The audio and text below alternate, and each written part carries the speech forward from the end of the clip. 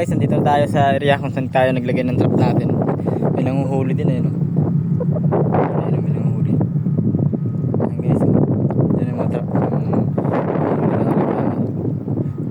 Punta kami dun, oh. Diretso. So, kunti lang lagyan namin, 13 peraso lang. Ngayon, mangunguha ko ng ganito guys, oh. Ito guys. Dudurugin natin to guys. Lalagyan natin dun sa tira naming ano, pantrap. Lalim ng putik guys, ayun. Kung gaano kalalim. Hanggang tuhod. Hanggang tuhod lalim ng putik. Grabe. Kukunin natin to. Magdalyatan tawag dito guys, sabi. Maliit. Dudurugin natin, tsaka lalagyan natin sa ano, pantrap natin kasi wala tayong pamain. Wala kasing daming nakuha ang pamain dun sa anong isda kasi walang ganong huli, saka naunahan kami ng iba.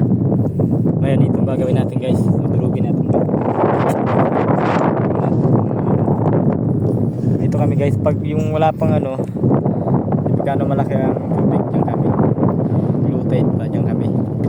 Pero pag malaki ng tubig, dito na kami sa area dyan sa mga bakawan na yan. Kasi yung mga limango dyan.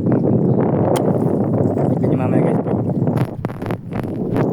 kuha namin kung meron tayong mahuhuli. Sana marami tayong mahuli guys, para makita nyo kung paano manghuli. Tara mamaya tignan natin. Lagay muna tayo nito.